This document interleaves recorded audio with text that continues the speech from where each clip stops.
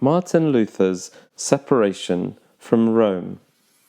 The Catholic Church was corrupt, and the main person that God called to lead the Church from the darkness of the Catholic corruption into the light was Martin Luther.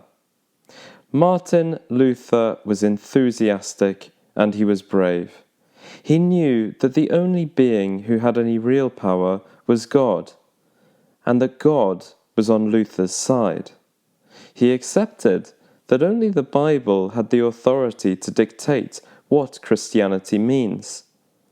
Like the first Christians after Jesus, Luther grew up in poverty. His dad was a miner, and despite very limited finances, chose to invest money into Luther's education. He wanted Luther to become a lawyer, but God wanted him to help rebuild the great temple. Now, a temple is a place to worship God, but we can also worship God wherever we are, wherever our bodies are. Therefore, our own bodies are God's temple. Rebuilding the temple, therefore, means correcting the corruptions in Christianity so that our bodies and minds are made more holy and closer to what the temple in the Old Testament represented. Mistakes brought into Christianity had been very slowly corrected over the centuries. Therefore, a partial rebuilding of the temple had already been done, and Luther was one more of these builders who helped remove more corruptions and so rebuild our faith and therefore our temples to worship God. Difficulties, suffering, poverty, and strong discipline were used by the God who is wiser than us to prepare Luther for this rebuilding job. Luther's dad was intelligent and honest. He thought a lot about issues and made decisions based on his morals, not his emotions or selfishness. This made him able to see that there were problems in the way the Catholic Church was run, and that the priests shouldn't always be trusted.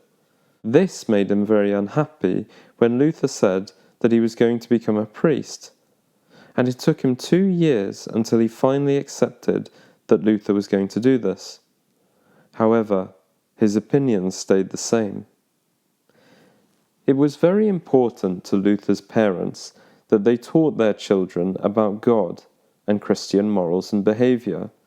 His dad often prayed that Luther would remain a Christian and that he would later work to spread Christianity to others. His parents used the difficulties he had in childhood to teach him morals and wisdom. They were serious and continuous to prepare their children for a life close to God. At times, their discipline was too harsh. Luther knew that his parents had made some mistakes. However, overall, he was generally happy with their discipline and agreed with them. At school, where he was sent at an early age, Luther was treated harshly and even with violence. His parents were so poor that for a while he used to have to sing from door to door to be able to get food to eat. He was often hungry. The dark, invented, made-up parts of Christianity, which were popular at the time, made Luther very scared. He would lie in bed at night, sad, seeing his future as dark and constantly scared that God was a strict, cruel judge rather than a kind father. Despite having so many things to discourage and demotivate him, Luther worked hard to have good morals and intelligence. He thirsted for knowledge, and only desired useful knowledge, rather than knowledge of things that are superficial or purely to impress others. At the age of 18, Luther entered the University of Erfurt. His family's financial situation was better now. His parents had also saved all the money required for university. Luther also had wise and mature friends, which helped counteract the gloomy darkness he experienced from his previous miseducation and misunderstanding of the nature of God. He studied the best books.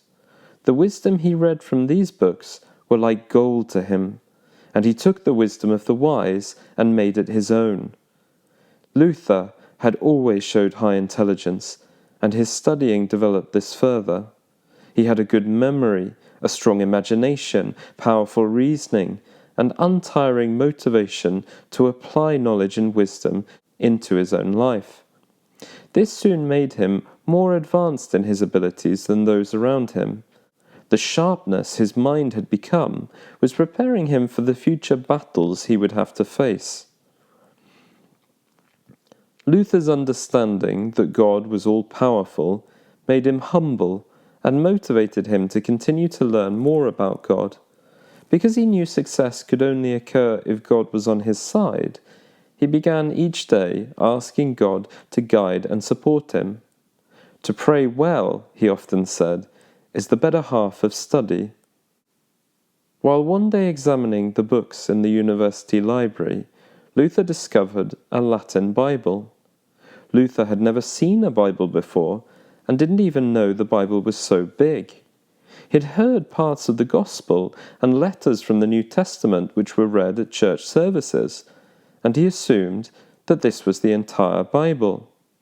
Now, for the first time, he looked upon the whole of God's message sent to humans.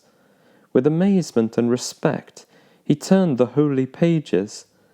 His heart was racing as he read and exclaimed several times, "Oh, that God would give me such a book for myself." Angels stood next to him, and God sent from his throne rays of light, which allowed him to understand and learn from the Bible. He had always worried and been careful not to do something that God wouldn't approve of.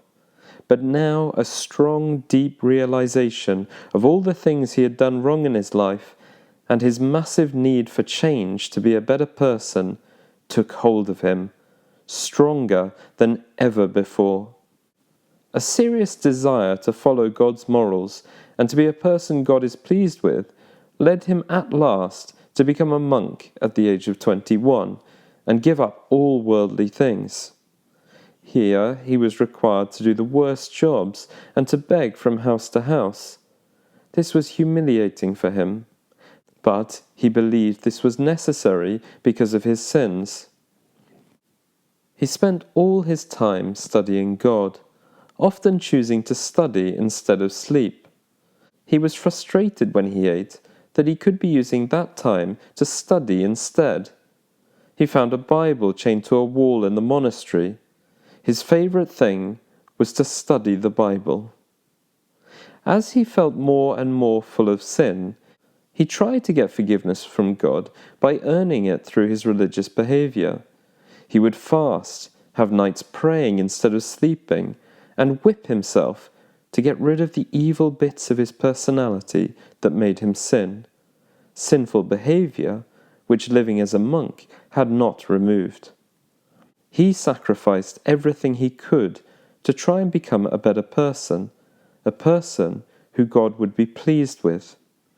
Martin Luther said, "I was indeed a pious monk, and followed the rules of my order more strictly than I can express. If ever a monk could obtain heaven by his monkish works, I should certainly have been entitled to it. If it had continued much longer, I should have carried my mortifications even to death."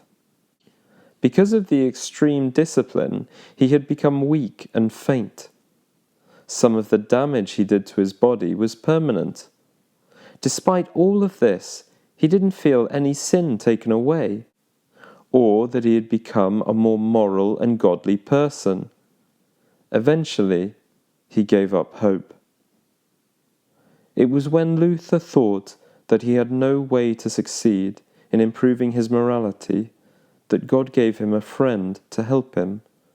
Staupitz was his name, and Staupitz revealed from the Bible that Luther should stop concentrating on the punishment for sin and instead of looking at himself, look at Jesus. Instead of Luther punishing himself for his sins, he should think of Jesus, who is desperate to comfort, forgive him, and give him the strength to be a better person. We can look at these people who tortured themselves to try and be more Christian and think we have a better understanding. However, we often do the same thing. We torture ourselves with our negative thinking, our guilt, or we harm ourselves with our behavior, such as eating unhealthily. Satan wants us to be harsh judges, full of anger towards ourselves, rather than looking at the love of Jesus. Luther read what Jesus said in the Bible and saw that Jesus is a God of love and loves us even before we become good people. After struggling with the mistaken teachings about God in the Catholic Church, where God was made out to be a God of punishment and anger, Luther was able to see the truth, and his constant stress and worry turned into peace. Luther was ordained a priest and then offered to work as a professor in the University of Wittenberg. Here he studied the Bible in the languages the manuscripts were originally written in. He lectured about the Bible and the book of Psalms, the Gospels, and the Epistles. Students loved to hear and understand the Bible from Luther. Staupitz, his friend and superior, urged him to preach in churches. Luther hesitated. He felt unworthy to be a representative for God. It was only after a long struggle with his friends that he finally agreed. He already had a massive knowledge of the Bible, and he had God's support. His ability to communicate captivated the congregations. The clearness and power convinced them that the messages he gave were true, and his passion touched their hearts.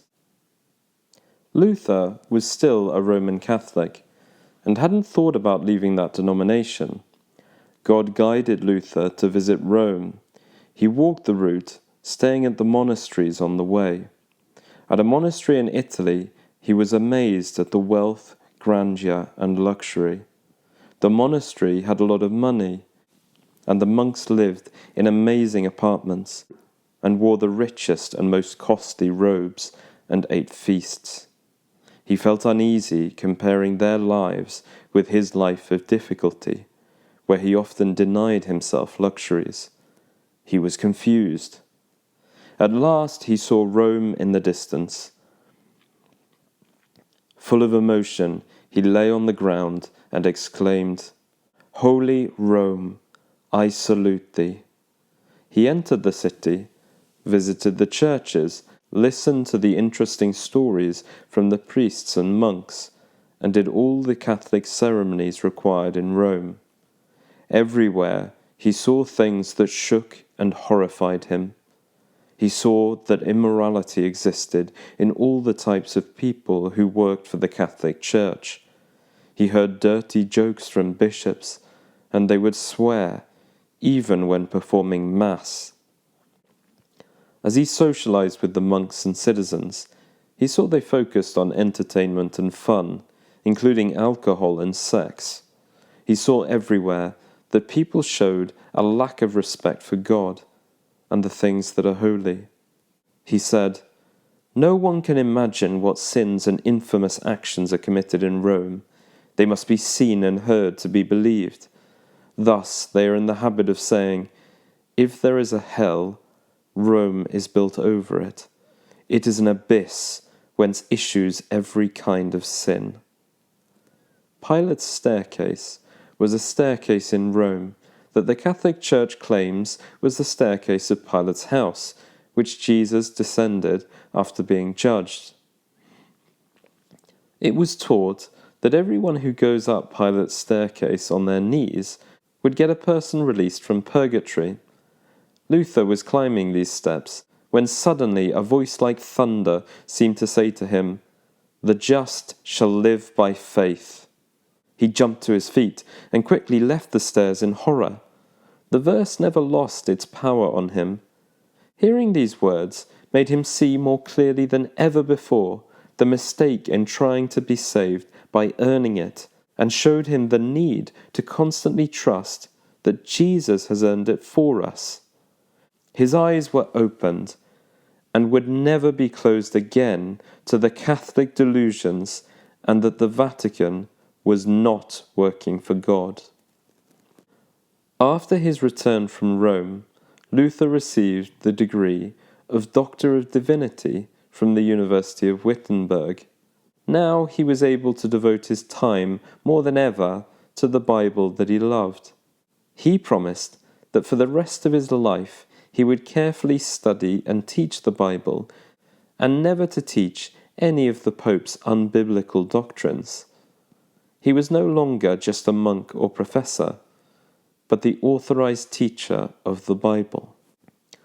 God chose Luther to teach Christians who were desperate to finally hear the truth. Luther announced that Christians should only accept teachings if they come from the Bible. These words were an attack on the Vatican's power and authority it had over Christians. The Vatican taught that it and the Bible had authority to decide what teachings were true. The Vatican's teachings didn't have to agree with the Bible. Luther attacked academics who speculated and taught their own theories instead of biblically based teachings. He explained that it isn't just pointless to listen to people who don't teach things from the Bible, but it's actually damaging to hear these things and learn misunderstandings. He wanted people to learn what the prophets and disciples taught, not what the priests and popes teach. People had never heard the messages Luther taught. He spoke about Jesus' love, his promise to remove our worries, because he sacrificed himself to forgive our sins. People celebrated, and it gave them hope that they could live forever. At Luther's town, Wittenberg, a light was lit that should reach over the whole world and increase in brightness until Jesus returns. However, light and darkness, truth and error, fight each other. To uphold and defend one is to attack and overthrow the other. Jesus said, "I came not to send peace, but a sword." Matthew 10:34. Luther said, a few years after the Reformation started, "God does not guide me. He pushes me forward. He carries me away. I am not a master of myself. I desire to live in repose, but I am thrown into the midst of tumults and revolutions." He was now about to be urged into the contest. God offers his gifts for free, but the Catholic Church had made and was selling merchandise. Just as in Jesus' day, as seen in Matthew 21:12, people sold things next to altars. Holy sites were surrounded by the shouts of buyers and sellers. The Church wanted to build St. Peter's in the Vatican. To do this, they needed lots of money, so they sold indulgences for sin. The Catholic Temple was therefore built by selling the freedom to sin. God's laws are love to God and others. Breaking them is hate towards God and others. St. Peter's, the central place of worship for the Catholic Church, was built on the money for people to be free to hate God and the people around them. The Vatican built St. Peter's so that people would be in awe and respect the Church. Instead, it was the greatest motivation for reformers to drastically reduce the Vatican's power and respect.